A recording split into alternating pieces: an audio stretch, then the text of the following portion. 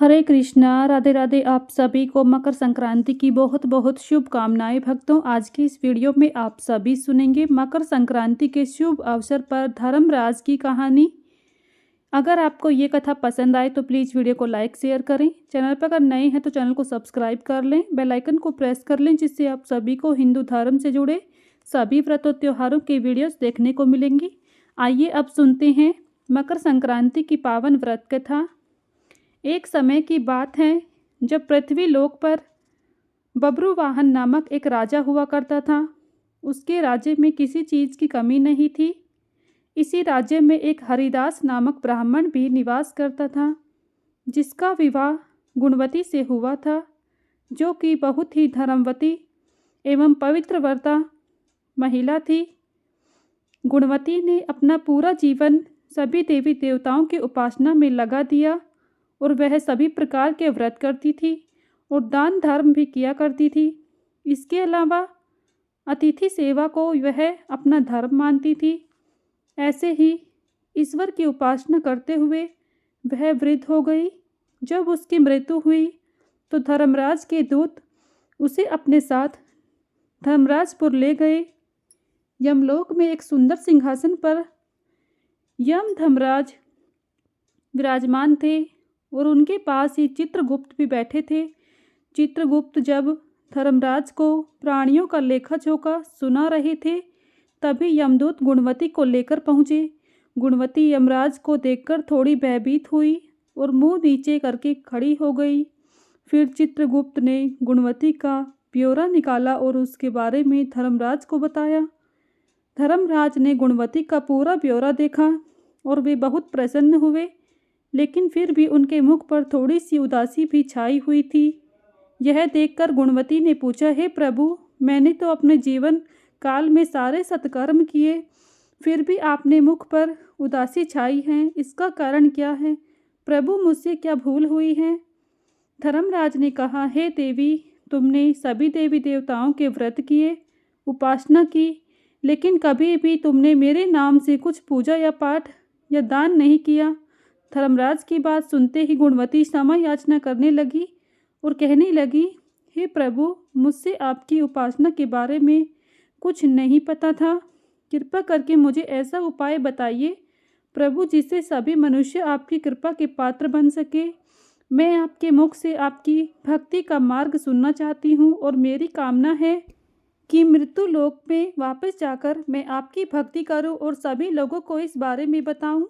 धर्मराज ने बताया, जिस दिन सूर्य देव उत्तरायण में प्रवेश करते हैं, यानी मकर संक्रांति के दिन मेरी पूजा शुरू करनी चाहिए और उस दिन से लेकर पूरे 1 साल तक मेरी पूजा करते हुए ये कथा सुननी चाहिए। साथ ही मेरी पूजा करने वाले व्यक्ति को धर्म के इन 10 नियमों का पालन अवश्य करना चाहिए।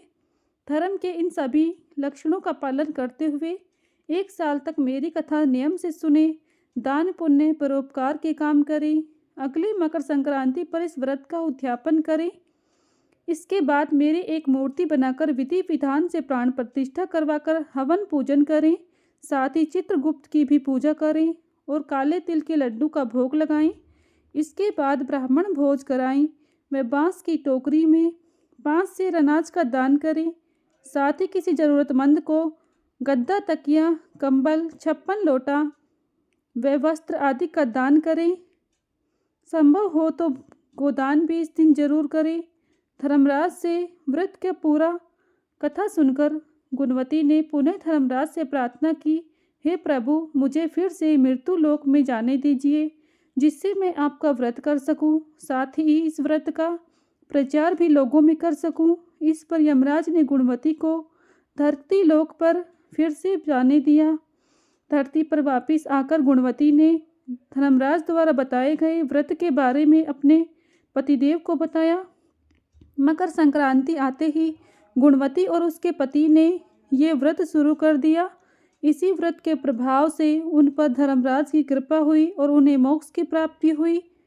धार्मिक मान्यताओं के अनुसार मकर संक्रांति के दिन ही गंगा मैया भागीरथ के पीछे पीछे चलकर कपिल मुनि के आश्रम से होती हुई सागर में जा मिली थी। कहते हैं ये भी है कि इसी दिन भगवान विष्णु ने असुरों का अंत किया था। साथ ही इस पर्व की कहानी धर्मराज से भी जुड़ी हुई है, जिससे इस पर्व पर जरूर से सुनना चाहिए। इसी प्रकार मकर संक्रांति से जुड़ी दूसरी कथा के अनुसार भगवान शनि और सूर्यदेव से संबंधित है। जब शनिदेव का जन्म माता छाया के गर्भ से हुआ तो वह बिल्कुल काले उत्पन्न हुए थे। तब भगवान सूर्य ने उन्हें देखकर कहा कि वह मेरा पुत्र नहीं है और उन्हें और उनकी माता छाया को अलग कर दिया गया। वह जिस घर में रहते थे उसका नाम कुंभ था। जब छाया ने अपने पुत्र के बारे में ऐसे अपशब्द सुने तो उन्होंने सूर्यदेव के ऊपर अधिक क्रोध किया और उन्हें कुष्ठ रोग होने का श्राप दिया। इसके बाद सूर्यदेव ने भी शनिदेव और छाया माता के घर कुंभ को जला डाला। इसके बाद सूर्यदेव को कुष्ठ की समस्या उनके पुत्र यम से सही की थी, लेकिन उन्होंने अपने पिता से कहा कि वह माता छाया से व्यवहार सही करें। इस बात को सुनकर सूर्यदेव शनिदेव से मिलने उनके घर पहुँचे, लेकिन जैसे ही उनके घर पहुँचे तो उन्होंने राख का ढेर ही मिला। ऐसे में शनिदेव से काले तिल से अपने पिता का स्वागत किया। सूर्यदेव अपने पिता का स्वागत सत्कार देखकर अति प्रसन्न हुए और उन्हें मकर नाम का एक घर दिया। इसी के कारण शनिदेव को मकर और कुंभ स्वामी कहा जाता है। इसके साथ ही सूर्य ने शनिदेव से कहा कि सूर्य जब मकर घर यानी कि मकर संक्रांति के दिन घर आएंगे तो वे धन धान्य से भर जाएंगे।